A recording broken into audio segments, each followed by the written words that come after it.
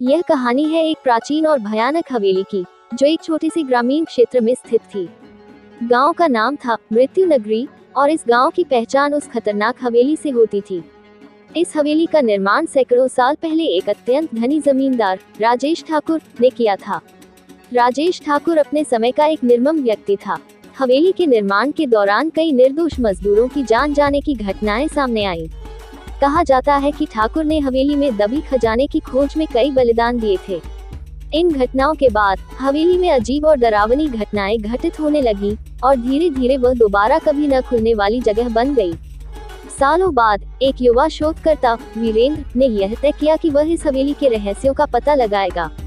वीरेंद्र का मानना था कि इन घटनाओं के पीछे कुछ न कुछ सच्चाई जरूर है। उसके साथ उसकी 4 दोस्त आर्यन, सीमा, रोहित और नेहा भी जाने के लिए तैयार हो गए। एक दिन सभी मित्र पूरी तैयारी के साथ हवेली की ओर निकल पड़े। हवेली पहुंचते ही उनकी आंखों के सामने एक विचित्र दृश्य था। टूटे फूटे दरवाजे, खिड़कियों पर जाले, बड़ी बड़ी दीवारें और चारों तरफ सन्नाटा। हवेली के दरवाजे पर पहुंचकर वीरेंद्र ने अपनी मशाल जलाई और सब अंदर की ओर बढ़ गए। जैसे ही उन्होंने हवेली में कदम रखा, चारों ओर सन्नाटा बढ़ गया और हल्की हल्की ठंडी हवा चलने लगी।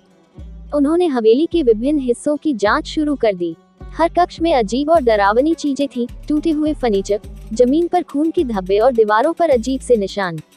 ये भी पड़े पुरानी हवेली की आत्मा। जांच करते करते वे हवेली के एक बड़े हॉल में पहुंच गए, जहां एक राजसी सिंहासन पड़ा था।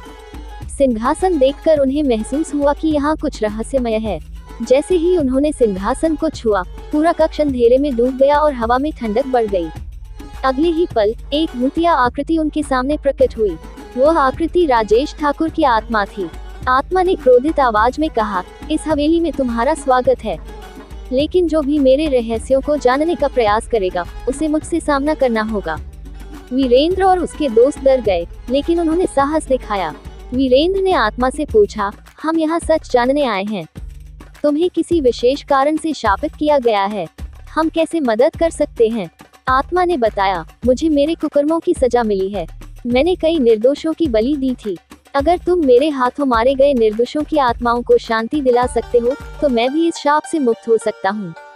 वीरेंद्र और उसके दोस्तों ने आत्मा की बात मानी और ठान लिया कि वे निर्दोषों की आत्माओं को शांति दिलाने के लिए कुछ भी करेंगे। उन्होंने हवेली के तहखानों की ओर कदम बढ़ाए, जहां कहा जाता था कि उन निर्दोषों की आत्माएं बंद थीं। तहखाने में प्रवेश करते ही एक भारी दरवाजा उनके सामने आया, जिसे खोलने के लिए उन्हें ऊपरी मंजिल से चाबी लानी पड़ी। ऊपरी मंजिल पर पहुंचते ही उन्होंने एक पुराने संदूक में वह चाबी पाई। चाबी लेकर वे तहखाने में वापस आए और दरवाजा खोला। ये भी पड़े रहस्यमय महल की भूतनी। जैसे ही दरवाजा खुला, उनके सामने भयानक दृश्य प्रकट हुआ। तहखाने के अंदर खून के धब्बों से सनी दीवारें, भूमि और जगह जगह हवेली के निर्माण के दौरान मारे गए मजदूरों की आत्माएं घूम रही थीं।